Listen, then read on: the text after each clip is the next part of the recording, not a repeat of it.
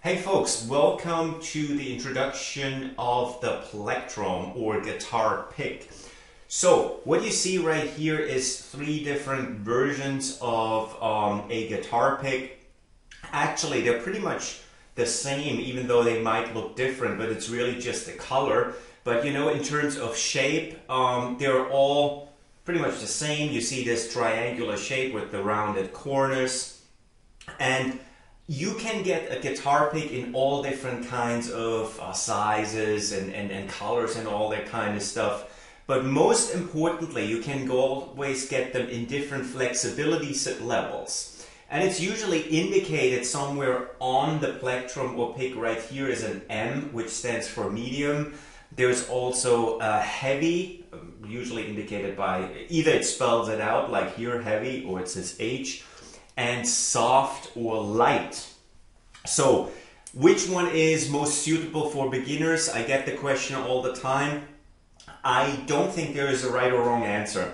It really depends on your personal preference. When I started playing, my preference was a soft and a slightly oversized pick, a little bit bigger than the ones you see here. But again, it's personal preference. So if I was you, I would just get my hands on, like, you know, 5-6 different versions of flexibility levels and sizes, and then just take it from there. And then after a while, you figure out for yourself what you prefer. So now what you're about to learn here in this video is, first of all, how to hold a plectrum, and then how to use it on your guitar. And then in the next lesson, we're going to do some specific exercises to really get you accustomed to playing with a guitar pick. Okay? So first of all, how do you hold a plectrum? Now I got to tell you something. The way I personally hold a plectrum is different from, you know, the vast majority of guitarists who all hold the plectrum in the traditional way. I hold it differently, but I don't want to teach you the way I do it, because I'd rather teach you the way you know, everybody else does it. So the way I hold it, just so you see it, is something like this, and then I just strum along or pick. But usually the regular way to hold it is you make this fist, and then you place your plectrum right here on top of your index finger, right there, and then you wedge it in from above with your thumb, so that the bottom part sticks out like this. And then the way you use it on the strings is, as you use downstrokes, and a downstroke is the stroke we've been using all along. So you basically use your thumb and you come here from the top and you strum the strings from the top downward to the bottom, right? Either in one stroke or individually. So with the plectrum, as you hold the plectrum and as you use a plectrum for a downstroke, you need to make sure that the tip here points upward. It cannot point downward, because otherwise you would get stuck here. So it has to point slightly upward, and the way to do that is by just turning your wrist a little bit. So let me just show you how you strum the strings. And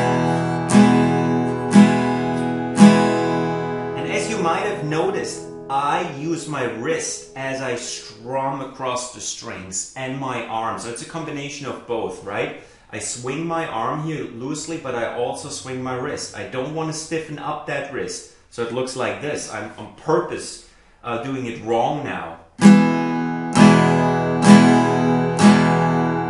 See how stiff my wrist is?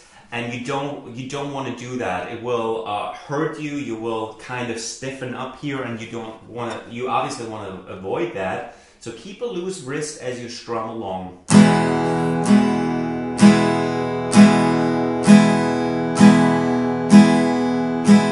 I'm going to change the camera angle a little bit so you see it from this angle.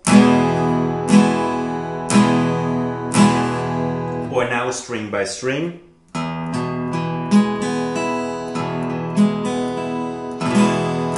You see, you don't have to maintain a fist actually. You can loosen up your fingers. It's just important that you wedge your plectrum or pick in firmly between your thumb and your index finger.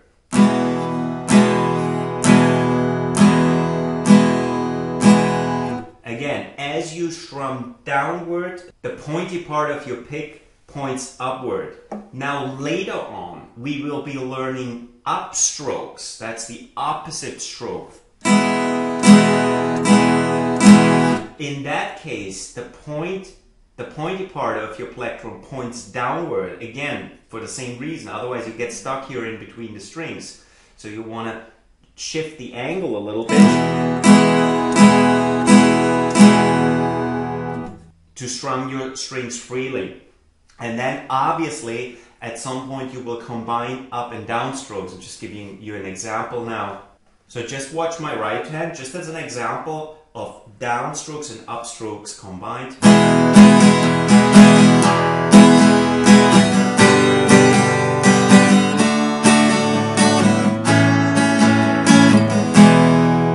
So you see how I keep my wrist loose as I strum the strings, and that's really the important part of this lesson. First of all, how you hold the plectrum, and that you keep your wrist nice and loose so you can strum across the strings without getting stuck in between the strings. So in the next lesson, we will do a lot of specific exercises where you will then, get accustomed to the plectrum, you get a good feel for it, and then we will take it from there. See you in the next lesson.